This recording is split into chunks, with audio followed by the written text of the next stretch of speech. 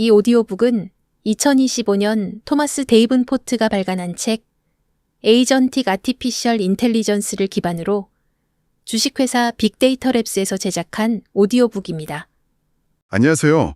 오늘 저희는 AI 에이전트, 이 흥미로운 기술이 우리 사회와 일, 그리고 우리 자신에게 어떤 의미를 가지는지 좀 깊게 파헤쳐 보려고 합니다. 네, 정말 중요하고 또 생각해 볼 거리가 많은 주제죠. 저희가 오늘 참고할 자료는 대학 강의 슬라이드인데요.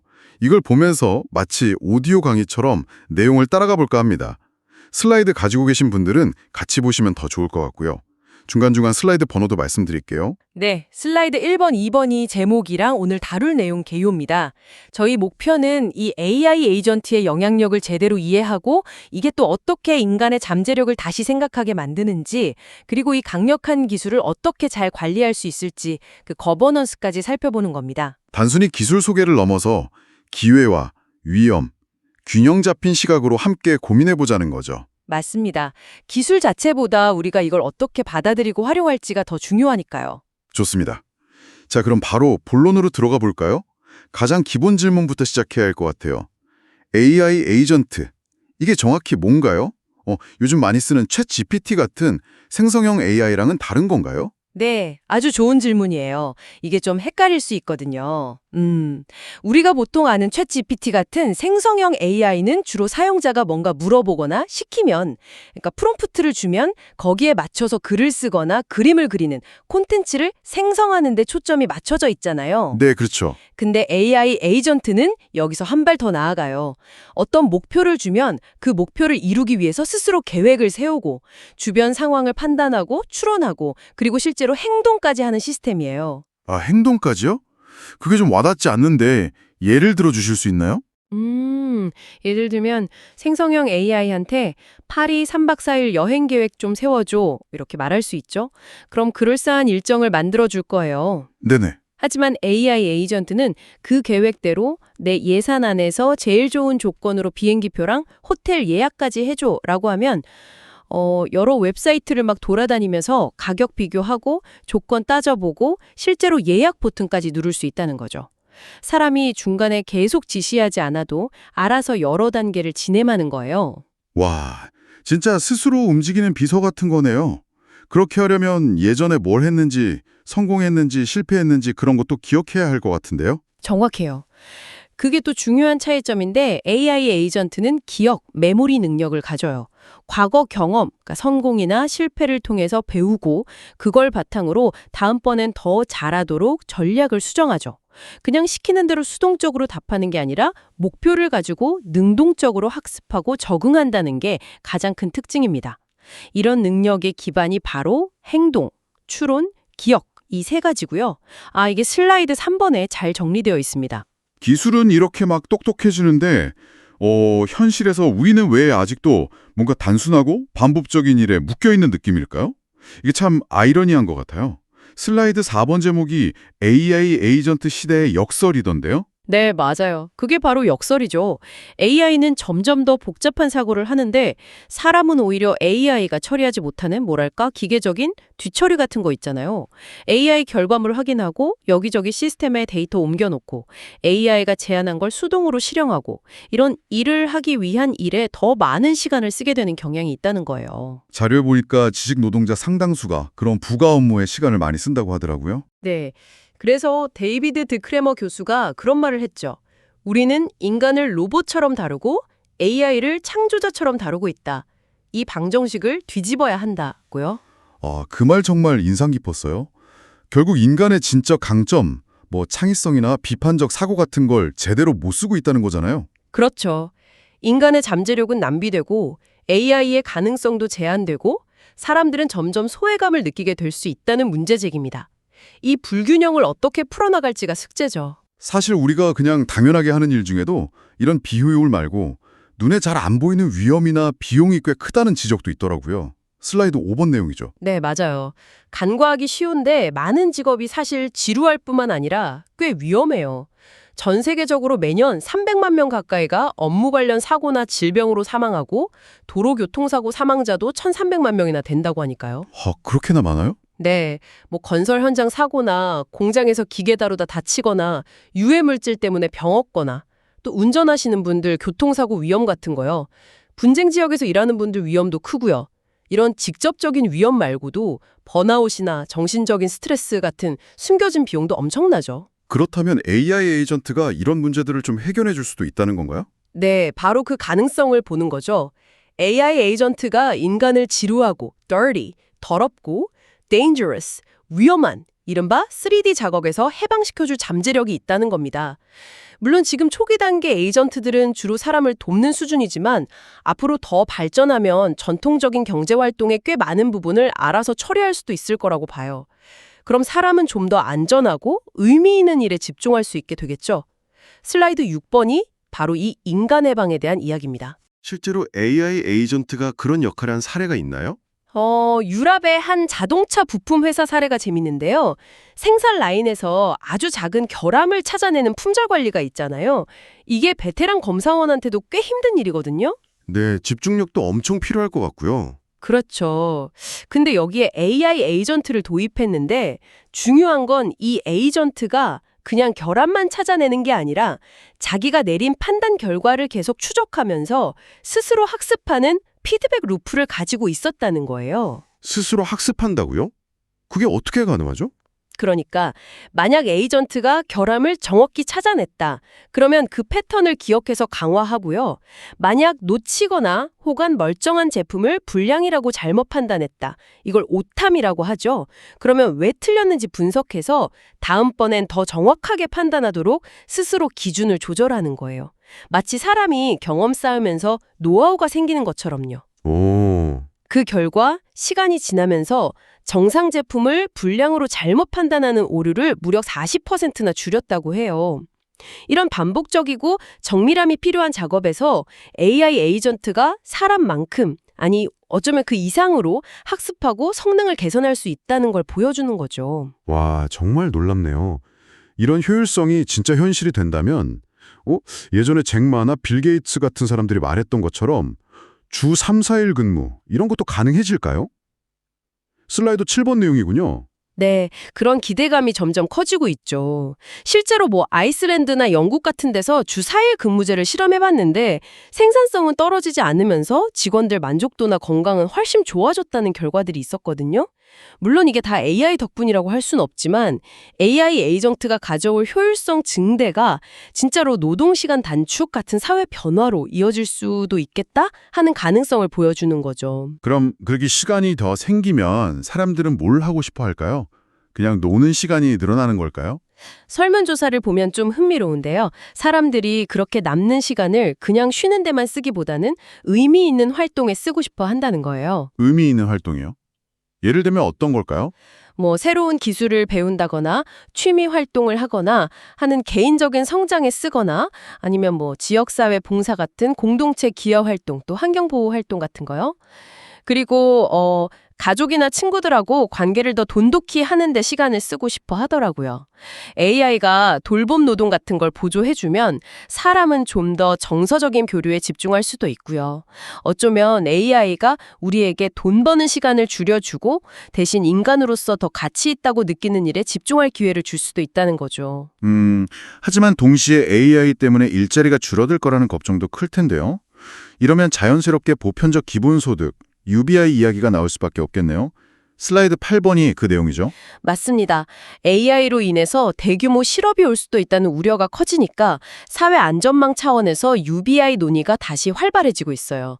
물론 일할 의욕을 떨어뜨릴 거다 이런 비판도 여전히 있고요. 실제로 몇몇 나라에서 실험을 했었잖아요. 결과가 어땠어요? 핀란드나 미국 스톡턴, 캐나다 온타리오 같은 곳에서 실험을 했었는데 결과를 보면 좀 복합적이긴 한데 재미있는 점들이 많아요. 대체로 참여자들의 건강 상태가 좋아지고 스트레스가 줄었다는 보고가 많았고요. 특히 스톡턴 같은 경우는 오히려 정규직 취업률이 더 높아졌다는 좀 예상 밖의 결과도 나왔어요. 온타리오 실험은 중단되긴 했지만 초기 결과에서는 창업 활동 같은 게 늘어날 가능성도 보였고요. 그럼 AI 시대에 UBI가 어떤 의미가 있을 수 있을까요? AI가 인간을 소위 불필요한 일, 데이비드 그레이버가 말한 불시트 잡스 같은 거에서 해방시키는 과도기에 있잖아요. 그럴 때 사람들이 새로운 기술을 배우거나 다른 의미 있는 활동을 찾을 수 있도록 경제적인 안정감을 주는 완충제 역할을 할 수 있다는 거죠. 또 AI가 만들어낼 엄청난 부를 사회 구성원들에게 좀 더 공정하게 나눌 수 있는 방법이 될 수도 있고요. 물론 아직 더 많은 연구랑 사회적 합의가 필요한 부분이긴 합니다. AI가 점점 더 많은 일을 대신하게 되면 그러면 인간은 이제 뭘 해야 할까요? 여기서 이제 진짜 인간적인 역할이 중요해진다는 말씀이신 것 같아요. 슬라이드 9번이죠? 그렇습니다. AI가 분석하고 예측하고 심지어 창작까지 하는 시대가 되면 역설적으로 기술이 따라할 수 없는 인간만의 고유한 능력이 더 빛을 발하게 될 거라는 거죠. AI 전문가인 카이프리 박사가 이런 말을 했어요. AI가 우리에게 사랑하고 사랑받는 것처럼 진정으로 인간적인 것에 집중할 자유를 줄 것이다. AI 시대의 목표가 인간성을 잃는 게 아니라 오히려 회복하는 데 있을 수도 있다는 거예요. 아, 그럼 그 진정으로 인간적인 핵심 역량이라는 게 구체적으로 뭘까요? 크게 4가지를 이야기하는데요. 첫째는 다른 사람의 감정을 이해하고 같이 느끼는 공감 능력. 둘째는 새롭고 독창적인 생각을 해내는 창의성. 셋째는 정보를 깊이 있게 분석하고 합리적으로 판단하는 비판적 사고. 그리고 마지막으로 옳고 그름을 따져서 가치에 기반한 결정을 내리는 윤리적 판단입니다. AI가 이런 걸 흉내내거나 도와줄 수는 있겠지만 뭐랄까 진심으로 공감하고 완전히 새로운 걸 만들어내고 복잡한 윤리적 딜레마 앞에서 고민하고 판단하는 건 여전히 인간의 영역으로 남을 거라는 거죠. 상담이나 예술, 중요한 전략 기획, 법률 판단 같은 분야들이요. 결국 AI 시대는 우리한테 이제 뭘 하면서 살아야 하지? 이런 근본적인 질문을 던지면서 동시에 새로운 의미와 목적을 찾을 기회를 주는 걸 수도 있겠네요. 네, 그렇게 볼 수 있습니다. 노동의 의미를 넘어서 삶의 의미 자체를 다시 생각해 볼 기회인 거죠. 하지만 이렇게 강력한 AI 에이전트 기술을 그냥 막 쓸 수는 없을 것 같아요. 여기서 이제 거버넌스, 그러니까 뭔가 관리 체계가 필요하다는 얘기가 나오는 거군요. 슬라이드 10번이 딱 그 내용이네요. 맞습니다. AI 에이전트는 스스로 배우고 행동을 바꾸는 자율성이랑 적응성이 있잖아요. 이게 기존 AI랑 달라서 예측하기 어려운 새로운 종류의 위험을 만들 수 있어요. 예를 들어서 금융시장에서 혼자 거래하는 AI 에이전트가 갑자기 예상 못한 연쇄 반응을 일으킨다거나 아니면 잘못된 정보로 학습한 에이전트가 계속 편향된 결정을 내린다거나 할 수 있죠. 지금 있는 법이나 기업 규칙만으로는 이런 복잡한 문제를 다루기가 어려워요. 그래서 혁신을 막지 않으면서도 위험을 관리하고 또 사회적으로 신뢰를 얻을 수 있는 새로운 거버넌스 틀이 꼭 필요하다는 겁니다. 그럼 이 거버넌스는 누가 어떻게 만들어야 하는 걸까요? 이게 어느 한쪽만 노력해서 될 문제는 아니고요. 정부, 그리고 기술을 만드는 기업, 마지막으로 이걸 사용하는 우리 개인들. 이 세 주체가 다 각자의 역할을 해야 하는 약간 다층적인 접근이 필요해요. 슬라이드 11번에 나오는 것처럼요. 아, 세 개의 층이군요. 정부, 기업, 개인. 그럼 정부는 어떤 역할을 해야 할까요? 좀 큰 그림을 그리는 역할이겠죠? 그렇죠. 정부는 사회 전체적인 관점에서 법이나 정책의 기본 틀을 만들어야 해요. 슬라이드 12번, 13번에 자세히 나오는데요. 예를 들어 AI 기술 연구 개발은 지원하되 동시에 데이터 프라이버시 보호나 알고리즘 차별 방지, 또 AI가 왜 그런 결정을 내렸는지 알 수 있게 투명성을 확보하는 것 같은 윤리 가이드라인이나 법을 만드는 거죠. 아, 유럽의 AI 법 같은 거 말씀이시군요. 네, 그런 게 대표적이죠. 위험 수준에 따라 규제를 다르게 하는 방식이요. 또 미국의 AI 행정명령처럼 안전, 혁신, 노동자 보호 이런 걸 다 같이 다루는 시도도 있고요. 그리고 AI 때문에 일자리가 변할 테니 사회 안전망을 미리 준비하고 이게 또 국경 없는 기술이니까 국제적으로 협력해서 표준도 만들고 잘못 사용되는 걸 막는 노력도 중요합니다. 물론 기술 발전 속도를 법이 따라가기 어렵다는 거나 혁신이랑 규제 사이에서 균형 잡는 거, 또 나라마다 기준 맞추는 거 이런 어려움도 당연히 있고요. 그럼 기업들의 역할은 더 구체적이겠네요. 직접 기술을 만들고 운영하니까요. 슬라이드 14번, 15번 내용이군요. 맞습니다. 기업은 AI 에이전트를 개발하고 사용할 때 책임감을 가져야 해요. 그냥 기술적으로 잘 돌아가는지만 볼 게 아니라 이게 윤리적으로 괜찮은지, 사회에 어떤 영향을 미칠지 처음부터 생각해야 하죠. 그래서 뭐 회사 안에 AI 윤리위원회 같은 걸 만들거나 설계 단계부터 운영까지 모든 과정에 윤리 원칙을 넣는 책임 있는 AI, Responsible AI 프레임워크를 구축하는 게 중요해요. 구글이나 마이크로소프트 같은 회사들이 자체적으로 그런 원칙들을 만들고 하는 게 그런 노력의 일환이겠네요. 네, 그렇죠. 그리고 AI가 결정을 내릴 때 어느 부분에서는 꼭 사람이 확인하고 개입하도록 휴먼 인 더 룹 기준을 만들고 또 시스템이 혹시 잘못되거나 예상 못한 문제가 생겼을 때 어떻게 대처할지 비상계획도 세워둬야 하고요. 계속 잘 돌아가는지 감시하고 감사하는 것도 당연히 필요하고요. 데이터 관리나 직원들 교육도 중요하고요. 근데 AI가 워낙 복잡하니까 기업 안에서도 이걸 관리하는 게 쉽진 않을 것 같은데요? 네, 물론 어려운 점들이 많죠. 기술은 빨리 변하는데 규제는 맞춰야 하고 또 AI가 왜 그런 결정을 내리는지 속을 알 수 없는 블랙박스 문제도 있고요. 그리고 아까 슬라이드 15번 관련해서 잠깐 언급할 만한 게 AI 에이전트 운영 비용 문제도 있어요. 영국의 펫세홈이라는 반려동물 용품 회사가 고객 문의 응대용 AI 에이전트를 썼는데 생각보다 복잡한 질문이 많아서 거대 언어 모델, LLM을 너무 자주 호출하는 바람에 비용이 예상보다 훨씬 많이 나왔다는 사례도 있거든요. 이런 운영 비용 측면도 고려해야 하는 거죠. 마지막으로 우리 개인들, 사용자들의 역할도 중요하겠네요. 결국엔 우리가 쓰는 거니까요.